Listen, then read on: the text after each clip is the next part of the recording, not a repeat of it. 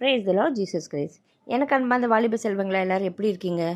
என்னோட கூட நீதிமொழியின் புஸ்தகம் 12வது அதிகாரம் 1வது வசனம் எடுத்துக்கோங்க. புத்திமதிகளை விரும்புகிறவன் அறிவை விரும்புகிறான், கடிந்து கொள்ளுதலை வெறுக்கிறவனோ மிருக குணமுள்ளவனாக இருக்கான்.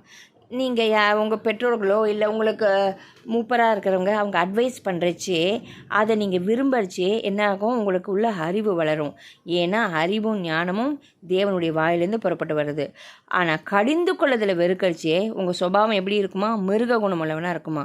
நீங்கள் இப்போ உங்களை யோசிச்சு பாருங்கள், எந்த கேட்டகரியில் நீங்கள் வரீங்க? நீங்களே உங்களை அனலைஸ் பண்ணி பாருங்கள். நீங்கள் புத்திமானா அறிவுள்ளவனாக இருக்கணும்னு நீங்கள் நினச்சிங்கன்னா உங்களுக்கு ஒரு நல்ல அட்வைஸ் கொடுக்குற பெற்றோர்களோ இல்லை உங்களுக்கு முன்னாடி இருக்கிற எல்டர்ஸை தேவனுக்குள்ளே கிறிஸ்துவுக்குள்ளே, நான் உலக பிரகாரமாக சொல்லலை, கிறிஸ்துவுக்குள்ளே பூமிக்குரிய காரியங்களாகட்டும் ஆவிக்குரிய காரியங்களாக எதுவாக இருந்தாலுமே போத் ஸ்பிரிச்சுவல் அண்ட் ஏர்த்லி லைஃப்பில் தேவனுக்குள்ளே அவங்க கொடுக்குற அட்வைஸை கேட்டு கீழ்ப்படிஞ்சு நீங்கள் நடக்கிறச்சே நீங்கள் அறிவுள்ளவர்களாக இருப்பீங்க. இதே அவங்க கடிந்து கொள்றச்சு, ஒரு தவறு பண்ணுறீங்க, ஒபே பண்ண மாட்டேங்கிறீங்க, இல்லை ஏதாவது ஒரு இது பண்ணுறச்சே கடிந்து கொள்றச்சே அதை வெறுக்காதீங்க. உங்கள் நல்லதுக்குன்னு ஏற்றுக்கொண்டு அதில் மனம் திரும்ப பாருங்கள். அப்படி இல்லை நீங்கள் கடிந்து கொள்ள ஏற்றுக்கொள்ள முடியலன்னா உங்கள் சுபாவம் எப்படி இருக்கும்? மிருக குணம் உள்ளவர்களாக இருக்குன்னு வேதம் சொல்லுது.